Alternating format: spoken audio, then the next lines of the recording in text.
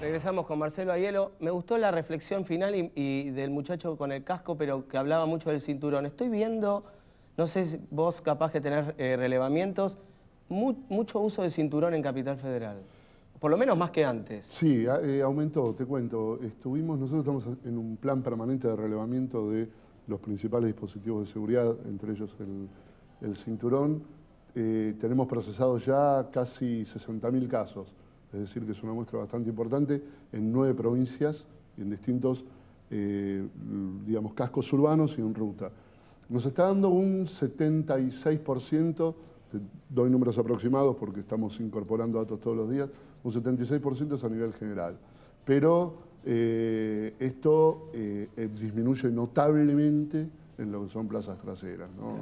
Y sabemos, en los últimos meses hubo casos paradigmáticos en los que se quedó demostrado el perjuicio que significa no utilizar el cinturón de seguridad. No, hay campaña, más allá de los casos últimos que salieron a la luz, también hay campañas extranjeras muy fuertes donde se ve que los de atrás tienen un perjuicio igual de proporcional de fuerte que la gente que está adelante. Tal cual, o sea, hay alguna cuestión que es un principio de inercia, que significa que el cuerpo tiende a seguir en movimiento si no hay una fuerza que lo contraponga. Es decir, si vos chocás, el cuerpo va a seguir en la misma dirección en que te dirigías si no tenés algo que te retenga. Por eso mismo, esa fuerza con la cual se ejerce contra los elementos duros del habitáculo o incluso contra los ocupantes de la plaza delantera, es exponencial, porque la energía que disipa es en relación al cuadrado de la velocidad. Es decir, estamos hablando de algo que es obvio y evidente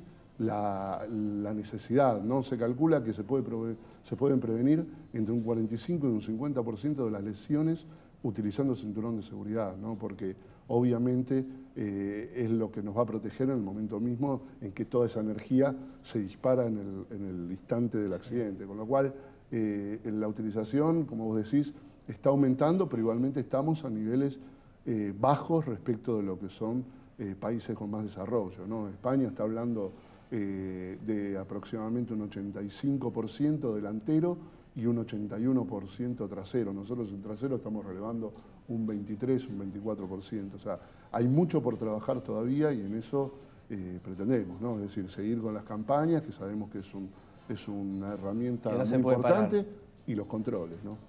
A ver si generamos un hábito. Sería muy importante que la gente, los que manejamos, obligáramos a la gente que está atrás a usar el cinturón. Sí. Con respecto a la velocidad, ahora que está la gente en las rutas. Y bueno, la velocidad en el momento de un impacto está directamente, la violencia del impacto es directamente asociada con la velocidad, con lo cual si la velocidad no solo nos quita muchísimo tiempo como para reaccionar ante cualquier situación de riesgo, sino que si tenemos que sufrir el siniestro, la violencia que se va a generar en el hecho va a ser imposible de controlar y genera este tipo de tragedias, ¿no? O sea, no quiero entrar en tecnicismo, ¿no? Pero la velocidad es un parámetro, como te decía anteriormente, que se pone de manifiesto en el momento del hecho físico, que es un impacto, porque es un hecho físico, en forma exponencial. Con lo cual, todas las velocidades, como vemos en los carteles aquí en la escenografía, que están estipulados cada uno de los puntos de las rutas, no están puestos caprichosamente, sino porque es la velocidad máxima que ese hito dentro de la traza soporta sin que se produzca ningún tipo de situación de riesgo. Los vehículos muchas veces nos permiten esas equivocaciones, por eso también insistimos tanto en que los autos tengan que tener, autos me refiero a todo tipo de vehículos, dispositivos de seguridad que nos perdonen todos nuestros errores, pero sin perjuicio de eso no son el auto fantástico. Necesariamente tenemos que cumplir con las normas y fundamentalmente las relacionadas con la velocidad. Muchas veces la diferencia entre la pérdida de la vida en un siniestro y que sea lesiones o directamente que no ocurra más que un hecho para recordar como una anécdota son 10 o 15 kilómetros por hora de diferencia. Es decir, si vos esa misma situación la vivís a 110 kilómetros por hora, no es lo mismo que a 125 o 130. Sí. A 130 te podés matar o podés matar a alguien. A 110 puede que las consecuencias sean simplemente un mal recuerdo. Por eso mismo es importante de que tengamos en cuenta que la velocidad hay que respetarla, no por una cuestión pura y exclusivamente de el que me van a multar, sino porque es la diferencia, como te decía, entre la vida y la muerte en muchísimos de los siniestros. A ver, está todo dicho. Usemos cinturón ya en el casco urbano y para salir a la ruta, y lleguemos un poquito más tarde al lugar donde tenemos que ir a descansar, porque si no va a pasar que probablemente no lleguemos directamente. Marcelo, gracias por venir. No, al contrario. Y te agradecemos mucho por todo lo que nos brindaste hoy. No, al contrario. Vamos con una campaña española de prevención. Vamos.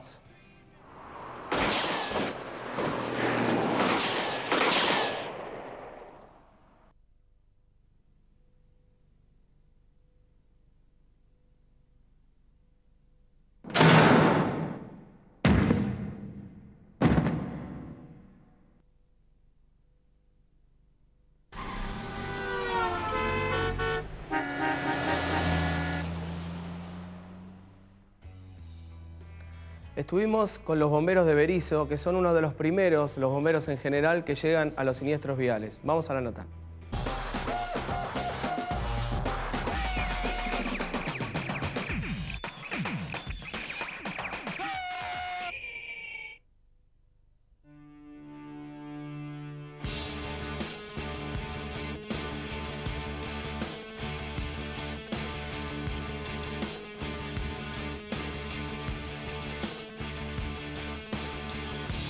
Nos encontramos en la ciudad de Berisso, en el cuartel de bomberos voluntarios.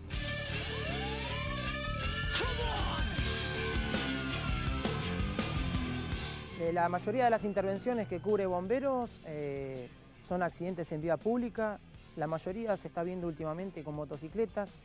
Y bueno, la parte que nos toca a nosotros con las herramientas que utilizan bomberos son la parte de accidentes vehiculares.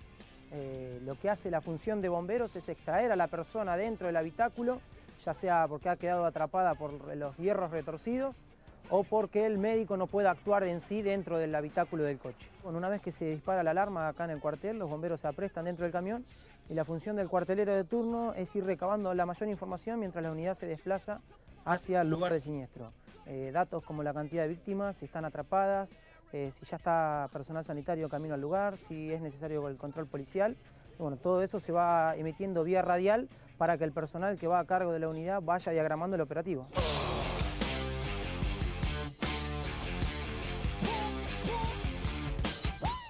Una vez que la unidad arriba al lugar, a solicitud obviamente del personal sanitario, o siempre mayormente la primera unidad de bomberos es la que llega antes del personal sanitario o policial por aviso de los vecinos, se encuentra con varias y diversas secciones de lo que es un accidente.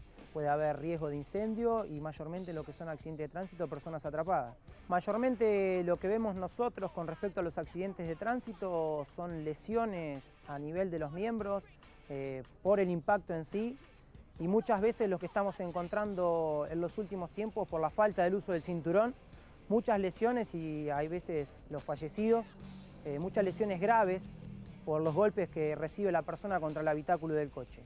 Estamos hablando de fracturas en los miembros, fracturas de cráneo por los golpes contra el parabrisas, pero impacta mucho ver que por una imprudencia familias se quedan sin hijos, madres se quedan sin hijos o si no los hijos se quedan sin padres, obviamente.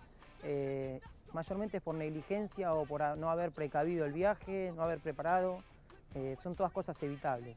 Eso es lo que más impacta, cómo en un segundo le puede arruinar la vida a una familia un pequeño fallo en lo que es el manejo.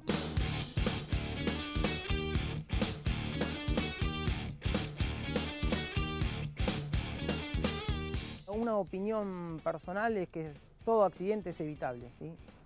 Obviamente que si se puede evitar no es un accidente y acá hace falta un poco de conciencia. Ver que el manejo es una responsabilidad y no una gracia que tenemos por solo contar con un vehículo y utilizar los medios de seguridad del coche, que muchas veces no se utilizan, y al comprar un coche lo que menos se ve son los medios de seguridad, sino las comodidades.